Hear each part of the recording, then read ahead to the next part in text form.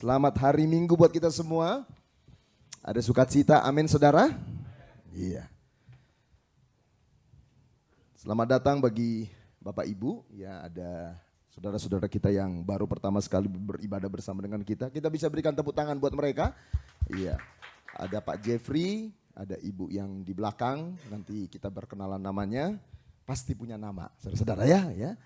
Ya pasti sudah ada namanya kan. Nah Bapak Ibu yang dikasihi Tuhan, senang sekali kita bisa kembali beribadah hari ini.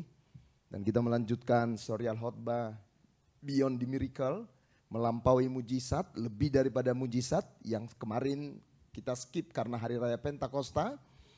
Dan saya percaya Bapak Ibu yang dikasihi Tuhan, setiap pengajaran firman, karena kita sedang mengizinkan Kristus yang bekerja berfirman bagi kita, pasti membawa perubahan.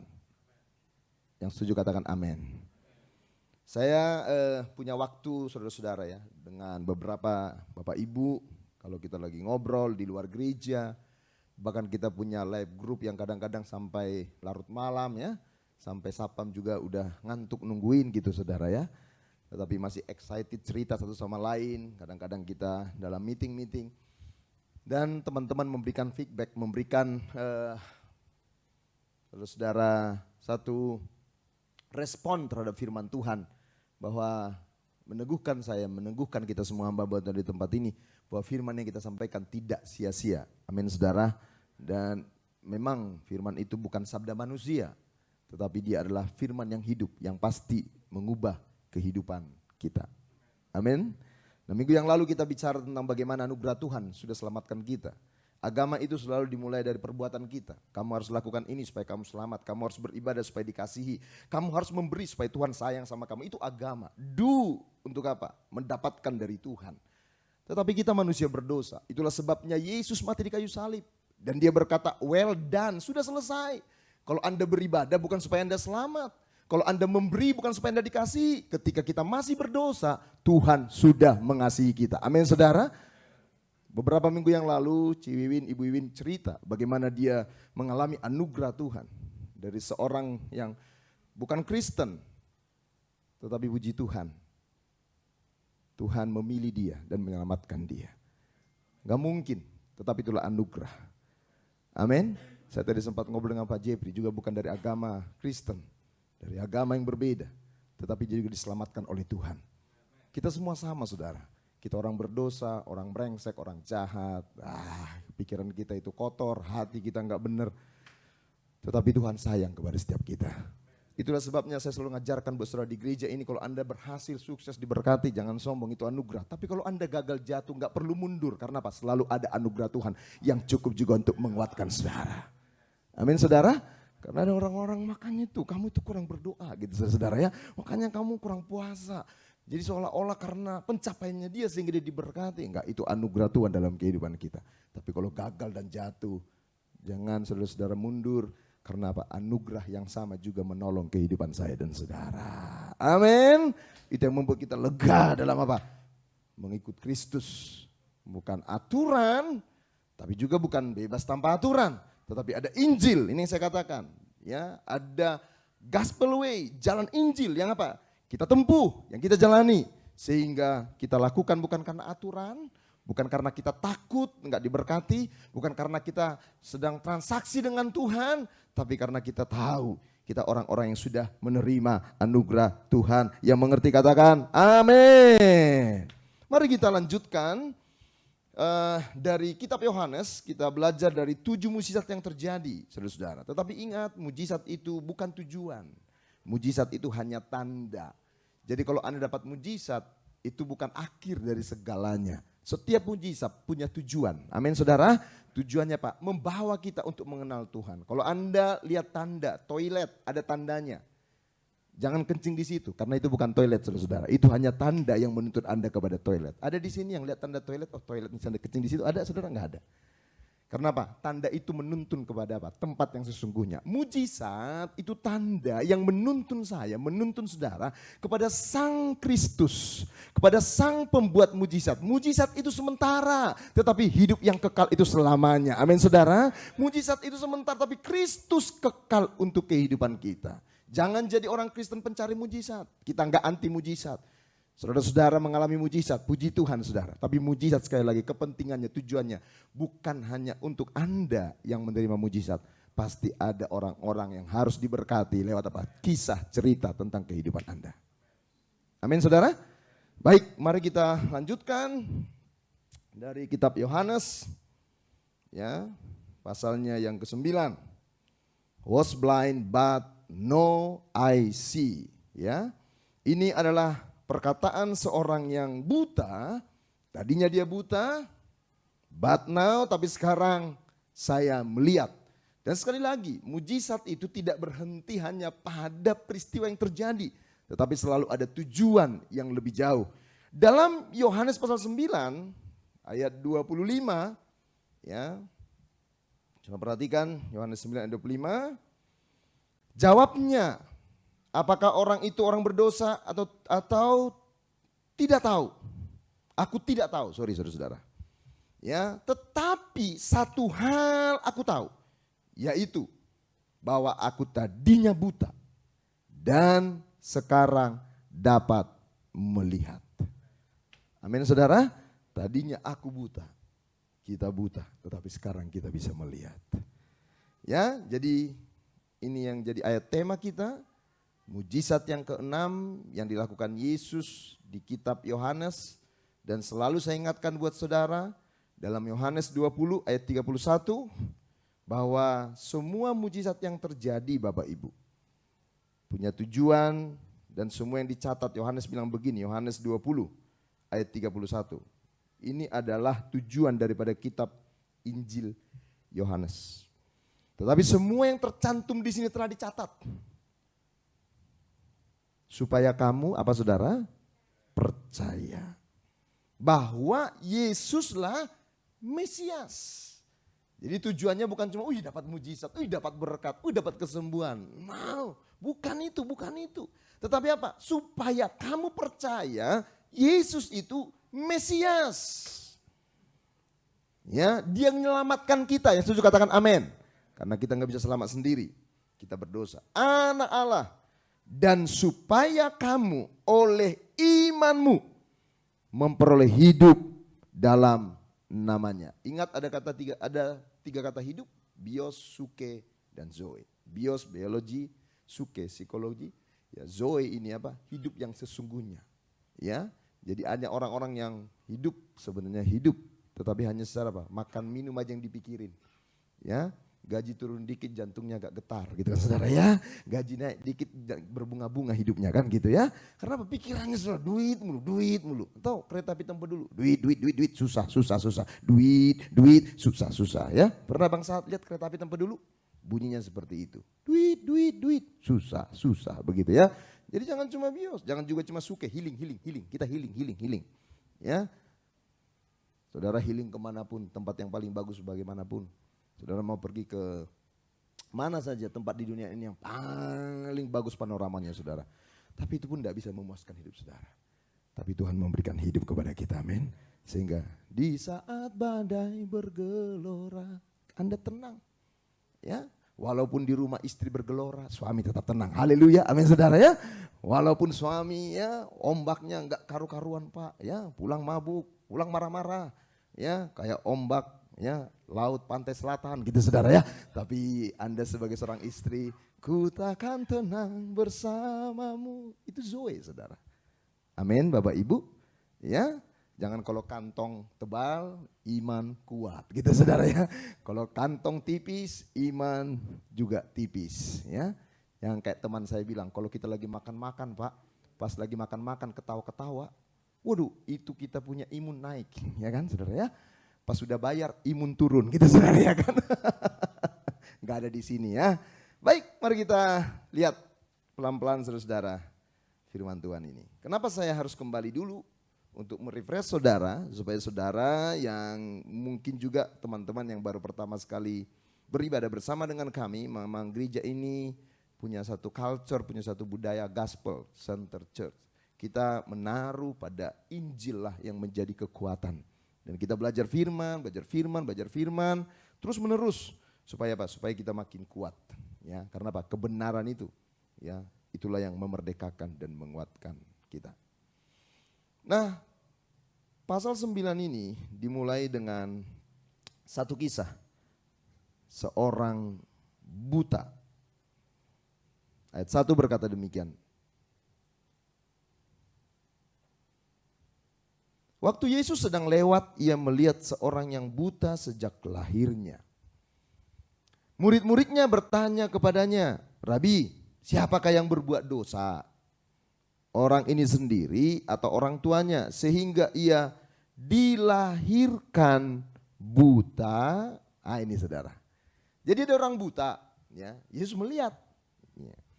Murid-murid juga lihat, tapi murid-murid pikirannya langsung negatif. Ya.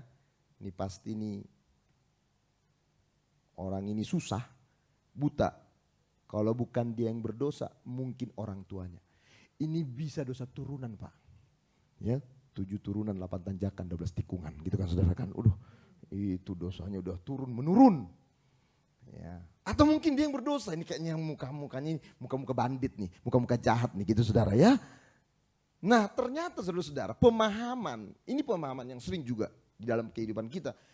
Kalau kita mungkin ngalamin satu masalah, ya, kena sakit, kecelakaan.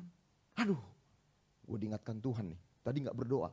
Jadi kayaknya Tuhan itu seram banget saudara ya. Sedikit Anda gak berdoa tiba-tiba tabrakan gitu saudara kan.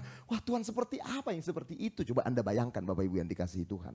Wah, tadi kayaknya gue gak baca Alkitab. Pantasan ban sepeda gue ya.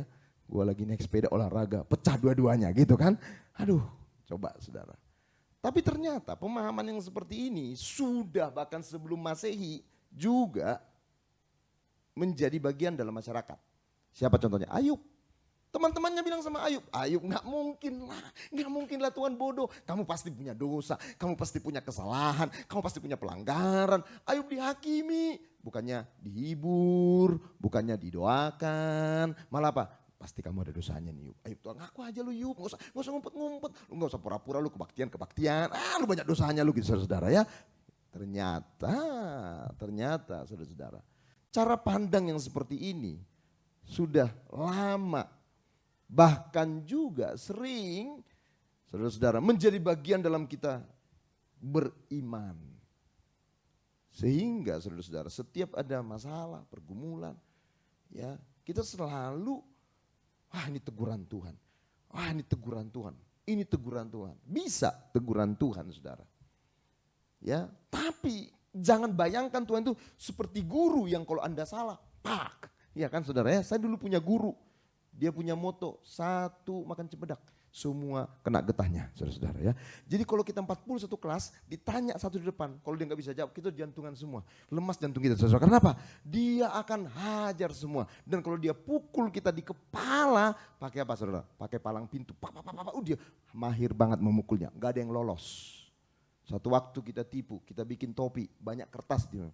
Ternyata dia lebih pintar, namanya juga guru saudara-saudara ya. Sebelum dia pukul, dia tarik topinya, di semua kertas semua bertabur saudara-saudara ya. Aduh mengerikan sekali punya model guru seperti itu. Dan ternyata banyak orang yang berpikir bahwa Tuhan itu juga seperti itu. Menyeramkan, angker. Sehingga apa? Begitu menakutkan. Tentu Bapak Ibu yang dikasihi Tuhan, itu bertolak belakang dengan Tuhan yang penuh kasih kepada kita.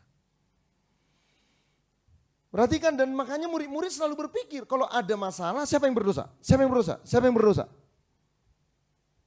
Ternyata Tuhan melihat dengan cara yang berbeda. Jawab Yesus, perhatikan. Ya. Jawab Yesus. Bukan dia dan bukan juga orang tuanya, tetapi karena pekerjaan-pekerjaan Allah harus nyatakan di dalam dia. Kalau kita kembali tadi kepada ayatnya yang kedua, perhatikan saudara, ini penting sekali. Murid-muridnya bertanya kepadanya, Rabi, siapakah yang berbuat dosa? Garis bawah itu, siapakah yang berbuat dosa? Ini penting, siapakah yang berbuat dosa? Padahal kalau dipikir-pikir, mana ada sih orang yang gak berbuat dosa? Coba saudara, saya katakan minggu lalu kan, siapa di sini yang gak berdosa? Tolong angkat kaki aja, gak usah angkat tangan saudara ya. Atau maju ke depan gantiin saya. Di dalam Roma jelas dikatakan bahwa apa? Semua orang telah berbuat dosa. Roma 3:23 telah berbuat dosa. Jadi kita itu berbuat dosa, saudara-saudara, karena memang dari awalnya kita sudah orang berdosa. Ya, kehilangan kemuliaan Allah. Kok bisa ya Pak ya? Karena satu orang dikatakan dalam Roma, dosa masuk kepada semua dunia. Makanya sering saya katakan, dosa itu begitu melekat di dalam apa? Kehidupan kita semenjak kita lahir. Ada yang bilang baik itu seperti tabula rasa, seperti kain, seperti kertas putih, masih bersih. Enggak. Ya, makanya waktu Kodedi punya anak kecil-kecil nih, Sasa, Fanya gitu ya. Kodedi enggak pernah ngajarin. Kalau kamu pecahin barang, umpetin. Ya, supaya mama jangan marah. Nggak ada. Dari mana kita tahu cara mengumpetin, sembunyiin barang yang kita rusak? Nggak ada. Dari mana kita tahu bohong? Nggak ada pelajarannya. Tapi bohong itu menjadi hal yang sangat dekat, melekat dalam hidup kita. Ya, ada di sini yang pernah diajarin bohong? Nggak ada. Nah, jadi kalau ditanya siapa yang berbuat dosa? Ya karena semua orang udah berbuat dosa, ya memang dunia ini perhatikan saudara, karena kita ada di tempat di dunia yang berdosa, maka apa? Pengkhianatan, sakit penyakit, penderitaan, pergumulan, itu bukan hal yang mengagetkan. Tapi kebaikan sekecil apapun itu anugerah Tuhan, saudara. Cuma kan yang sering disampaikan apa saudara-saudara? Kita harus begini-begini, jauh sekali. Kebaikan sekecil apapun Anda bisa bangun. Kemarin saya lihat ada orang yang waktu saya ke Dadap itu. Ada bapak yang jalannya begini saudara ya. Maaf nih ya. Terus tapi apa? Dia tuh gak bisa lihat. Saya ingat teman saya juga ada begitu. Dia kalau mau lihat harus begini. Coba. Kita mau kiri kanan mau tiktokan saudara-saudara lancar. Coba. Itu kita pikir kadang-kadang bukan kebaikan Tuhan. Ya. Jadi saudara-saudara kalau ditanya siapa yang berdosa? Semua udah berdosa memang. Jadi memang kita tinggal di dunia yang tidak saudara? Yang tidak ideal. Amin. Jadi kalau Anda mau harapkan saya mau dapat istri yang ideal Pak. Ideal seperti apa? Nah, kayaknya gak ada puasnya. Kalau saya maunya Pak jangan terlalu cerewet Pak. Ya. Saya ada kriteria. Waktu Bang Charles mungkin nikah gak tahu dia punya kriteria enggak. Ya, orang ini orangnya pendiam. Ya, orangnya begini dan begitu. Terus kriterianya. Ya. Dalam diri kita bahwa kita sudah menjadi orang apa? Semua berdosa. Amin. Nah, tetapi apa saudara-saudara? Ya. Dikatakan bahwa bukan dia dan bukan juga orang tuanya. Jadi orang itu sakit, buta bukan karena dia, bukan karena orang tuanya. Tetapi karena apa dikatakan? Pekerjaan Allah harus apa saudara? Dinyatakan di dalam dia. Harus loh, harus.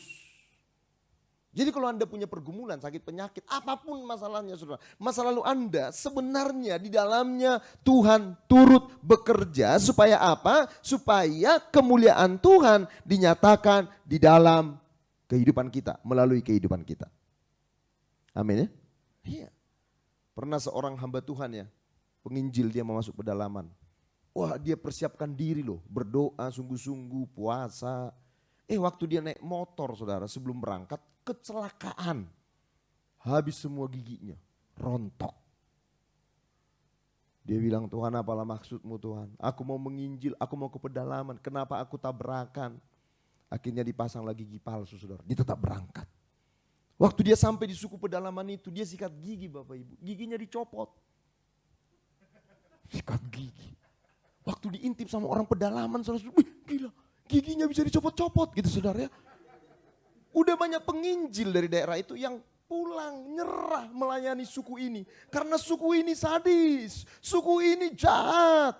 Tapi ketika kepala suku lihat ini pendeta giginya bisa dipasang, bisa dicopot, bisa dipasang, bisa dicopot. Langsung kepala suku semua bilang, kumpul semua saudara. Ya, langsung apa? Sujud.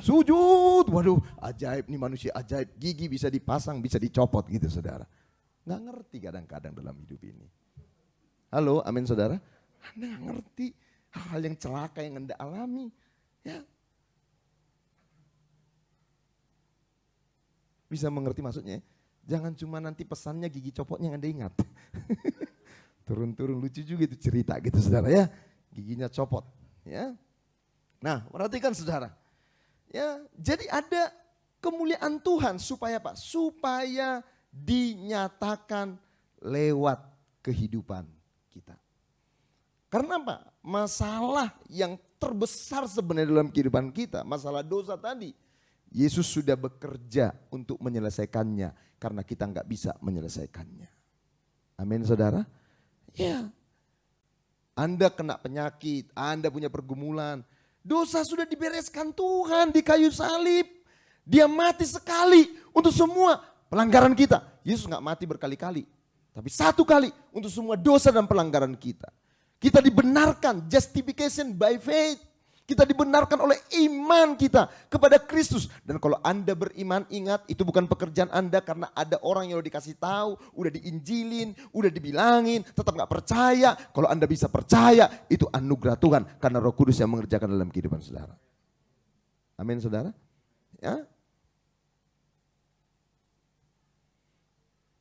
Dengan kata lain Tuhan mau menunjukkan kepada setiap orang bahwa semua pergumulan kita itu, sekali lagi, kemuliaan Tuhan harus dinyatakan di dalamnya. Amin.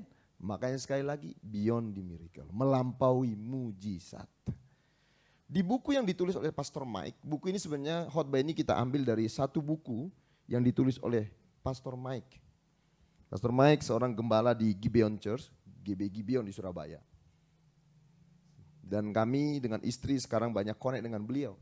Desember kemarin, waktu dia mau ke Amrik, wisuda, dia tiba-tiba WA saya dan dia bilang sama saya, Joel bisa kasih endorsement, bisa kasih 1-2 kalimat kata di buku yang akan saya keluarkan ini. Judulnya Beyond the Miracle. Ya. Dan saya bilang, wow, satu kehormatan. Pastor Mike minta saya menuliskan sesuatu di buku tersebut. Ya. Dan saya katakan dalam buku itu mimbar-mimbar gereja sudah lebih kuat menyuarakan tentang mujizatnya daripada Sang Kristus pembuat mujizat tersebut. Mujizat itu lebih nyaring terdengar, bahkan Kristusnya sudah mulai jarang terdengar. Ada beberapa pengerja yang saya kasih buku itu karena Pastor Mike kemarin kirim beberapa buku buat kita. Dan saya berharap saudara baca bukunya. Karena apa? Ketika saya persiapkan membacanya, ketika saya sampaikan dan kita sharing, pasti saudara akan makin dikuatkan.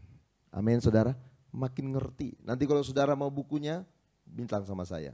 Ya, Pastor, Pak Pendeta, Pak Gem, saya mau bukunya dong, kasih tahu sama saya. Ya, Bapak Ibu ya, jangan sungkan Bapak Ibu ya. Saya ingin jemaat-jemaat juga pintar-pintar semua. Amin saudara ya, mengerti kebenaran. Ya, jadi ketika kita mengalami hal buruk tidak perlu bertanya siapa yang salah, siapa yang berdosa. Karena semua orang sudah berdosa, dunia ini sudah ada dalam kutuk dosa. Sebaiknya pandanglah Yesus dan lihatlah apa yang dia bisa kerjakan lewat kesulitan yang kita alami. Amin saudara. Jadi lihatlah kepada Yesus apa yang Tuhan kerjakan lewat kesulitan itu. Justru kita sering berjumpa dengan Tuhan di tengah-tengah kesulitan yang kita alami. Amin. Ya. Minggu yang lalu ada seorang yang berkata juga, saya kena penyakit ini, Tuhan ingatkan saya. Amin saudara. Supaya apa? Supaya saya kembali. Ya. Lebih melihat kepada apa? Bahwa Tuhan sedang bekerja untuk apa? Membawa kita terus kepada apa yang Dia kehendaki. Ya. Saat kita sedang ada dalam masalah adalah saat yang tepat untuk melihat bagaimana keadaan hati kita. Ini saudara. Bagaimana keadaan hati kita. Bahkan seorang jemaat juga sharing kepada saya. Iya Pak, dulu saya ngotot berdoa untuk suatu perubahan yang terjadi. Tetapi waktu saya dengar apa yang Pak Gembala sampaikan, Pak Joel sampaikan, kalau Tuhan belum mengubah keadaan kita, jangan-jangan dia sedang berurusan dengan hati kita. Amin saudara. Kalau Tuhan belum ubah keadaanmu, jangan-jangan dia bukan berurusan dengan keadaan itu. Dia lebih tertarik berurusan dengan apa? Hati kita. Amin saudara. Tuhan ubahlah suamiku. Gak berubah-berubah. Ternyata apa? Ada dalam diri kita yang lebih dahulu yang ingin Tuhan rubah. Tuhan rubahlah bapakku Tuhan. Gak berubah-berubah bapak kita itu. Ya, tetap keras kepala dia.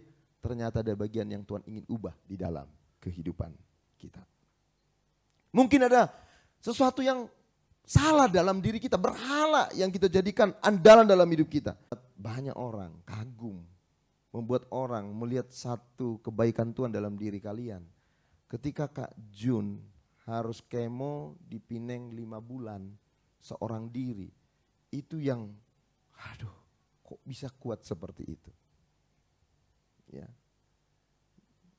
Jadi makanya saya katakan, dalam setiap pergumulan Tuhan ingin menyatakan karyanya.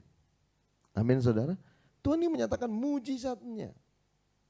Kebaikannya. Saya cerita sama saudara. Waktu mau kemo dulu saya pikirkan gampang, 20 juta sekali kemo. Saya pikir aman lah saudara ya kan. Karena apa? Ya ada aja berkat Tuhan. Saya trainer di camp-camp beberapa camp setiap bulan. Saya khotbah di banyak tempat. Tapi Tuhan juga bikin lockdown saudara. Semua jadwal kirim email.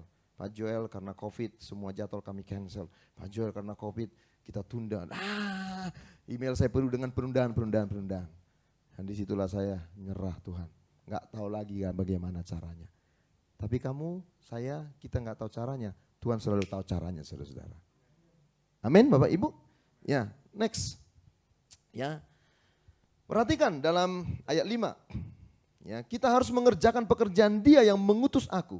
Selama masih siang akan datang malam. Di mana tidak ada seorang pun yang dapat bekerja. Selama aku di dalam dunia, akulah terang dunia. Perhatikan saudara, Yesus adalah terang dunia. Dia yang akan menerangi setiap langkah hidup kita yang terasa gelap. Kalimat ini sering saya ulang-ulangi saudara-saudara. Kita tidak selalu memahami segala sesuatu. Tapi kita punya Tuhan yang memahami segala sesuatu.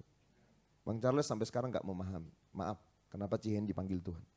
Dia belum bisa memahami, saya yakin dia belum bisa memahami. Walaupun mungkin ya memang udah terbaik, tapi masih ada pertanyaan-pertanyaan. Buat anak-anak juga begitu. Saudara tanya, kenapa saya harus menderita? Gak ada jawabannya. Gak selalu Anda mengerti. Apakah ketika kita ikut Tuhan, semua kita jadi ngerti? Saya semenjak ikut Tuhan Pak, saya semua mengerti. Enggak juga. Tapi kita tahu ada Tuhan yang mengerti segala sesuatu. Ada Tuhan yang tetap menyertai kita. Dalam ketidakmengertian, dalam ketidakpahaman, dalam ketidaktahuan kita. Ada anugerah Tuhan yang tetap menyertai dalam kehidupan kita. Amin saudara. Kalau Anda mau tanya semua hal, Anda gak akan ngerti. Karena kita bukan Tuhan, kita sangat terbatas. Tetapi Dia menerangi, Dia akan terus bersama dengan kita. Sehingga kehidupan kita menjadi kehidupan yang apa saudara? Terus di dalam anugerahnya. Anda pernah ngalamin mati lampu? Kalau mati lampu ada yang bilang, hore mati lampu ada? Enggak. Kalau mati lampu, waduh mati lampu. Kita biasanya Pak cari supaya apa? Dapat terang. Dan kalau udah nyala lampu ada terang, itu rasanya Pak lega.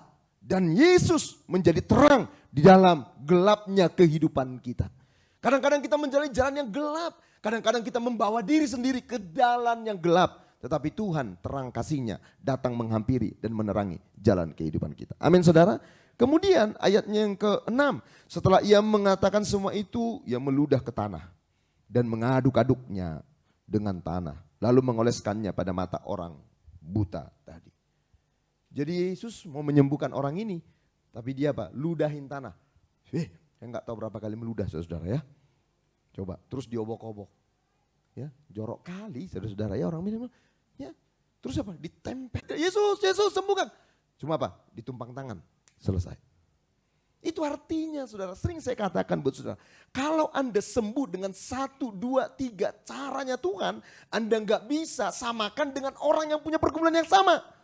Kesaksian Anda tentu menguatkan, tetapi tidak bisa menjadi metode. Karena apa? Mujizat itu nggak ada metodenya, saudara.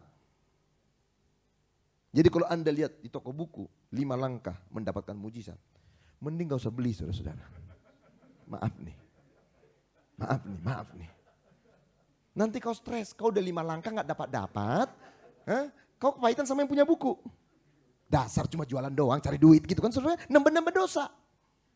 Tapi kalau engkau cuma mau lihat prinsipnya tentang kebenaran, kebenarannya sama. Gak bisa. 3 langkah diberkati. Ada yang lebih cepat lagi, 1 langkah diberkati. Sekarang kan orang maunya diberkati kan, cepat kaya. Ibu Jun kesaksian, saya sembuhnya begini, Ya Anda ngalamin sama sakitnya, sama gedenya, kansernya, sama dokternya, sama. Belum tentu bisa sama, saudara-saudara. Tuhan ngajarin apa kepada kita? Supaya jangan lihat kepada caranya, lihat kepada Tuhannya. Bu, gimana Bu? Coba Bu kesaksian Bu, gimana kemarin Ibu kok bisa ya? Suami Ibu jadi jinak, saudara-saudara gitu kan ya. Uangnya sebleki, suami jadi jinak. Ya kan? Dukun versi rohani.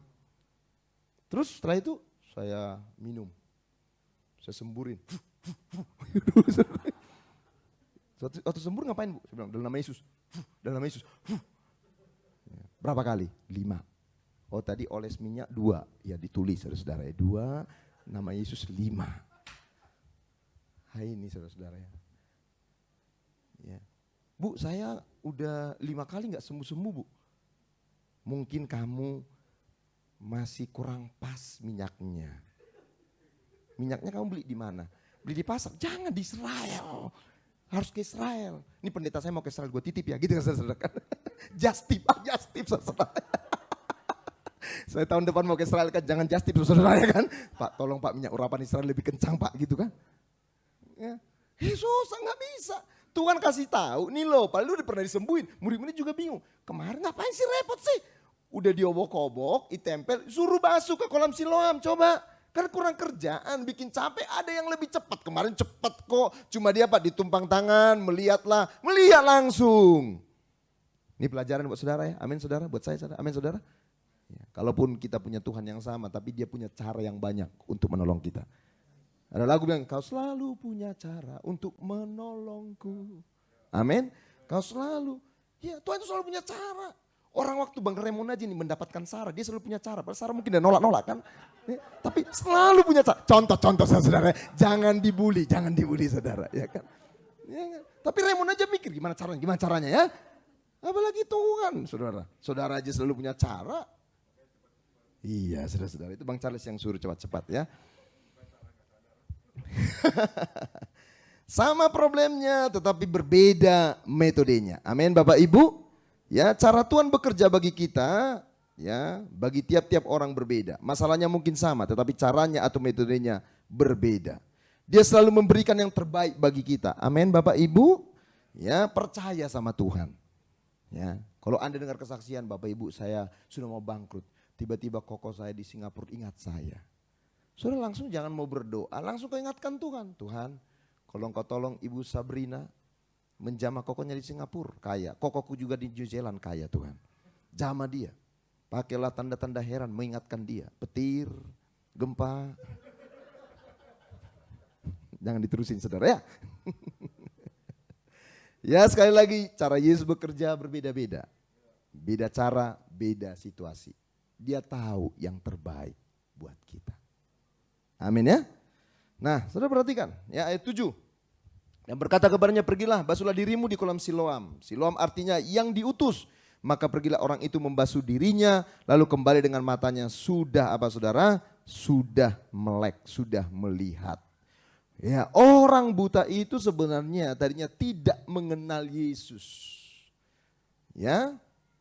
Mungkin saja ia pernah mendengar namun ia tidak dapat melihat. Bisa saja dia ragu apakah ia benar Yesus atau bukan. Namun ia percaya pada perkataan yang didengarnya. Makanya saudara perhatikan. Hati-hati dengan apa? Telinga saudara. Karena apa yang Anda dengar itu mempengaruhi tindakan-tindakan Anda. Amin. Makanya jangan kumpul sama firman Tuhan apa? Jangan duduk ya. Terus nggak bisa berteman dong? Bisa. Tapi jangan komunitasnya. Yo, komunitas apa?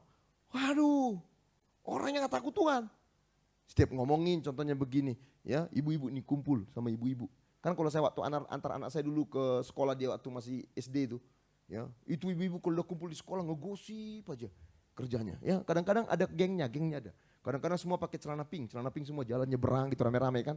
Aduh ini ibu-ibu gitu ya. Kadang saya dengar yang diomongin apa? Suaminya orang yang diomongin, coba saudara-saudara. Kadang cerita, suami gue sih orangnya gini ya. Ya lu mah bodoh gitu, coba saudara. Lu mah bego. Ya tampang ada, duit ada. Kalau gue punya suami begitu, gue tukar tambah di OLX, coba saudara kan. Ya kadang-kadang bercandanya itu apa ya, asal. Tapi saudara kalau terus-terus dengar begitu, itu kan membuat orang juga apa? Jadi apa? Tindakannya bisa salah. Ya. Jadi perhatikan Bapak Ibu yang dikasihi Tuhan, apa yang didengar. Makanya dikatakan apa? Iman timbul dari pendengaran akan firman Tuhan. Amin. Makanya kita harus apa? Belajar terus untuk apa? Dengar firman. Kemarin itu kan 4 pasal ya. Terus kita kurangi jadi 2 loh. Ya, jangan sampai apa? Dikurangi lagi Pak korting. Jangan saudara-saudara ya. 2 pasal pasti bisa. Tujuannya bukan cuma sekedar setahun selesai. Bukan, tetapi supaya ada kebenaran yang didengar setiap hari. Yang mengerti katakan amin. Ya, jika kita mengenal Yesus, kita tahu bagaimana pengorbanannya dan karya penebusannya, maka kita bisa percaya padanya. Kita tidak perlu bergumul untuk bisa taat kepadanya karena kita sudah mengenal. Makanya fokusnya knowing God. Inilah yang hidup yang kekal itu kata firman Tuhan. Kamu mengenal Allah. Karena kalau kita sudah mengenal, betul-betul mengenal, taat itu bukan susah. Kalau di sini taatnya tadi saya katakan apa? Ditakut-takutin. Tapi kalau Anda kenal Tuhan, Anda itu akan taat dengan sukarela. Anda melayani senang. Enggak apa? Enggak lihat jadwal, enggak lihat nanti aduh, setiap Anda lihat telepon dari koordinator mungkin aduh, ingatin. Aduh, gua angkat enggak ya? Aduh, alasan apa? Tunggu dulu deh, nanti gua baru kesel asalnya. Jadi gitu. Tapi kalau Anda tahu tentang anugerah, Anda akan apa? Lakukan dengan sukacita. Anda memberi persembahan kalau Anda tahu anugerah. Enggak hitung-hitungan. Amin saudara. Enggak hitung apa? Ya Tuhan ini berkat Tuhan, anugerah Tuhan, kebaikan Tuhan. Enggak ditakut-takutin barang siapa yang tidak memberi. Ada belalang-belalang pelahap, pelompat ya. Belalang penyenggol ya saudara-saudara ya. Banyak banget belalangnya Pak. Iya hati-hati loh. Makanya nanti semua belalang datang ke rumah lu. Oh hama belalang Pak gitu saudara ya kan. Enggak begitu. Tapi engkau pun gak akan apa, jadi orang yang bebas free, gak mau diatur. Uangmu kau pakai sendiri, kau udah tahu ini berkat Tuhan. Ada bagian untuk apa? Pekerjaan Tuhan, ada bagian untuk keluarga, ada bagian untuk yang lain. Kau diberi hikmat Tuhan mengatur semua itu. Karena apa? Karena engkau tahu kebenaran. Kalau Anda kenal Tuhan, gembala itu gak repot. Ya, pasti apa? Rela hati sukacita. Ya kan? Gak perlu, Pak bisa gak dipinjam mobilnya Pak? Contohnya gitu kan. Tapi kalau tahu kebenaran, Pak ingat gak? Ingat kata-kata saya yang lucu. Kalau orang kenal Tuhan, Pak kalau ada apa-apa mobil saya Pak. Kalau ada apa-apa mobil saya. Tapi kalau gak bertemu, apa-apa mobil saya. Gitu coba saudara, sama kalimat beda tekanan. Coba saudara ya, sama kalimat beda tekanan. Saya gembala juga bisa gitu kan. Kalau saya gembala kenal Tuhan, kok Dedi ya, Charles, Kolim, kalau ada apa-apa telepon saya. Kalau ada apa-apa telepon saya. Tapi kalau saya kenal Tuhan, apa-apa saya, emang cuma gue gitu saudara kan. Ya, gue juga punya keluarga, gue juga punya kepentingan. Tapi kalau Anda kenal Tuhan, amin saudara, Anda taat dengan sukacita. Amin ya Bapak Ibu. Ya, saya cepat nih. Tetapi lihat saudara-saudara, ternyata respon daripada orang-orang itu tidak bersyukur. Sama saudara. Ya, nanti kita akan bicara tentang iri hati ya. Iri hati itu suatu dosa yang tersembunyi, kadang-kadang begitu dalam tempatnya. Orang iri hati itu apa? Senang melihat orang susah, susah melihat orang senang. Dan ketika orang ini sembuh, ya sama seperti kolam Bethesda itu, bukannya disyukurin. Wih, kamu sembuh ya? Enggak. Sama juga. Siapa yang nyembuhin kamu? Kok kamu bisa sembuh sih? Gitu saudara. Keberatan coba saudara. Kok dia diberkati sih? Ya, lo dia yang diberkati, kita yang keberatan coba. Ya, kok dia punya mobil sih? Dulu naik sepeda aja susah. Kok dia sekarang punya ya? Ya coba. Ya, Sehingga mereka apa? Penasaran. Nanti Anda baca Bapak Ibu ya, dalam ayat 8 sampai 12 ya. Ditanya siapa yang nyembuhin kamu? Ya aku nggak tahu di mana dia, aku nggak tahu. Ya. Matanya sudah melihat, tetangga-tetangganya heran. Mereka ingin tahu, kok bisa orang yang buta dari kecil bisa melihat? Ya. Bukannya bersyukur, tapi malah saudara membawa dia kepada imam-imam. Karena apa? Pada waktu itu hari Sabat. Hari Sabat nggak bisa nyembuhin orang. Ya, aturan lagi. Kadang-kadang karena aturan orang bisa binasa, saudara-saudara. Bukan selamat, karena aturan. Nggak bisa. Itu pasti yang nyembuhin kamu itu orang berdosa tuh. Orang berdosa kan? Pasti orang berdosa. Nggak mungkin. Dia kalau orang benar nggak mungkin langgar hari Sabat. Padahal Tuhan udah berapa kali tegur mereka. Ini orang Samaria baik hati nih. Hanya karena aturan Lewi lewat, imam lewat. Dibiarin tuh orang susah. Ini Samaria nggak punya agama loh. Samaria ini nggak kenal Tuhan. Tapi nolong. Imannya terlihat. Dari apa? Dari perbuatannya. Makanya Yakobus bilang apa artinya? Orang udah kamu tahu mau pergi. Gak punya baju, gak punya makan.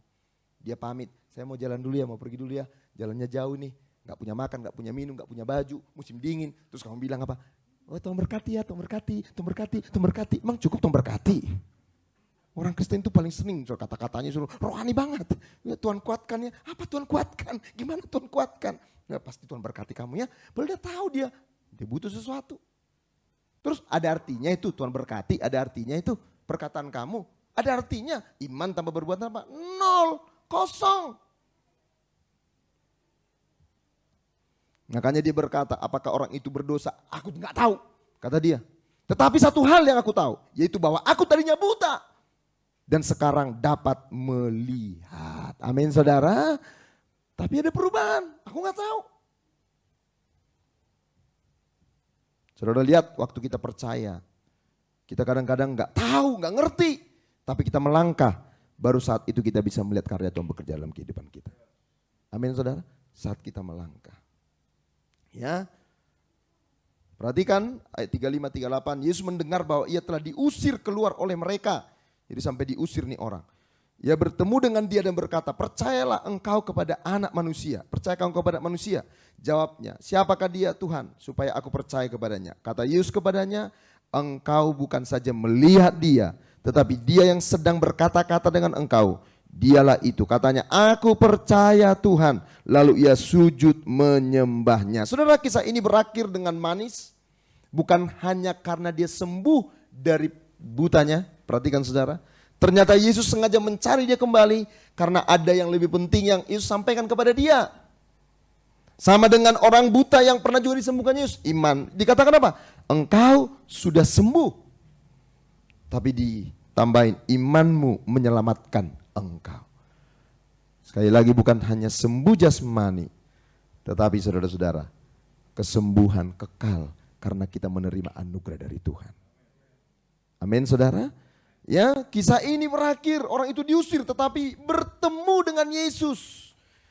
Ya, kata bertemu sama dengan yang dipakai Tuhan ketika berjumpa dengan orang yang sembuh di kolam Bethesda.